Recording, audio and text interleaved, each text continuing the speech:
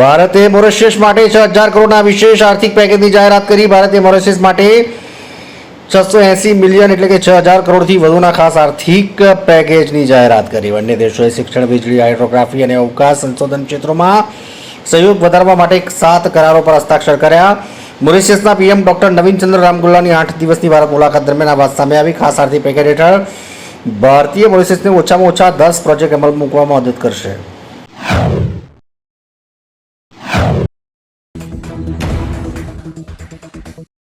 ટ્રમ્પના નજીકના સહાયકનો હત્યારો પકડાયો. અમેરિકાના રાષ્ટ્રપતિ ડોનાલ્ડ ટ્રમ્પે ફોક્સ ન્યૂઝને જણાવ્યું કે અમેરિકન રાજકીય કાર્યકર્તા ચાર્લી ક્રિકની ગોળીબારમાં હત્યાના શંકાસ્પદ વ્યક્તિની ધરપકડ કરાઈ છે.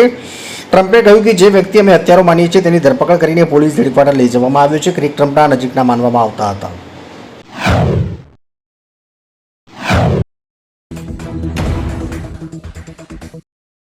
બિહાર ચૂંટણી માટે ભાજપ પટનામાં રણનીતિ બનાવશે. જેપી નડ્ડા અને બીએલ સંતોષની મહત્વપૂર્ણ બેઠક યોજાશે.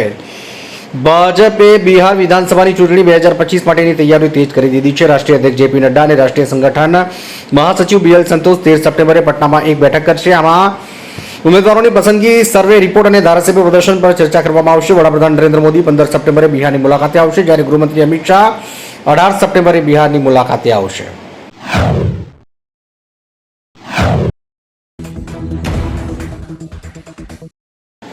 બનાસકાંઠાના અતિવૃષ્ટિગ્રસ્ત 4 તાલુકામાં 6.84 લાખ પશુધનને ઘાસચારો અપાશે. બનાસકાંઠાના અતિવૃષ્ટિગ્રસ્ત તાલુકા થરાદ, બાબર, વાવ અને સુઈ ગામના 6.84 લાખ પશુધનને ઘાસચારો આપવાનો રાજ્ય સરકાર દ્વારા નિર્ણય લેવામાં આવ્યો છે. 10 દિવસની જરૂરિયાતને ધ્યાનમાં રાખીને પશુઓને ઘાસચારો પૂરો પડાશે. મુખ્યમંત્રી ભૂપેન્દ્ર પટેલે ખેતીના પાકની નુકસાનીનો સર્વે કરવા આદેશ કર્યો છે. આ સાથે કેશડોલ્સ અને ઘરવખરીની નુકસાન સહાય 2 દિવસમાં ચૂકવવા સૂચના આપવામાં આવી છે.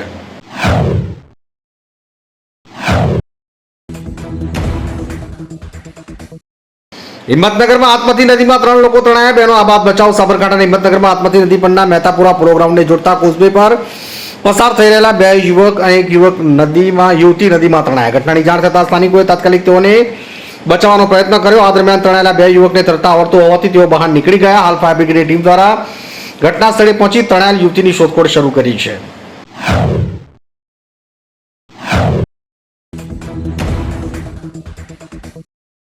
જૂનાગઢ ખાતે પ્રશિક્ષણ શિબિરમાં કોંગ્રેસ પ્રમુખ ખડગેએ 9 જિલ્લા કોંગ્રેસ પ્રમુખોને અલ્ટિમેટમ આપ્યું. જૂનાગઢ ખાતે કોંગ્રેસના પ્રશિક્ષણ શિબિરમાં રાષ્ટ્રીય કોંગ્રેસ પ્રમુખ મલ્લિકાર્જુન ખડગેએ જિલ્લા કોંગ્રેસના 9 પ્રમુખોને પરફોર્મન્સ બતાવવા અલ્ટિમેટમ આપ્યું છે. હોદ્દા લઈને ઘરે બેસી રહેશો તો નહીં ચાલે તેવો સ્પષ્ટ સંદેશ તેમણે આપ્યો. તેમાં સત્તા અને જીત મળે કે ન મળે પરંતુ સંગઠન મજબૂત બને તેવા પ્રયત્નો કરવા ખડગેએ ટકોર કરી છે. તેઓને હોદ્દા પરથી દૂર કરવા સુધીની પાર્ટીની તૈયારી છે.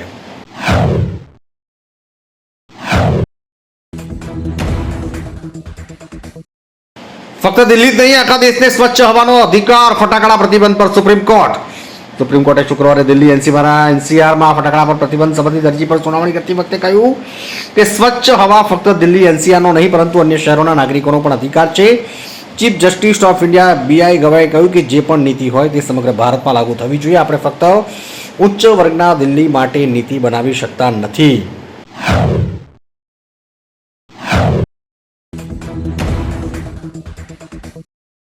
ઓગસ્ટમાં ભારતમાં છૂટક ફુગાવો વધીને 2.7% થયો. તેલ અને ફેટના ભાવમાં 21.24નો વધારો.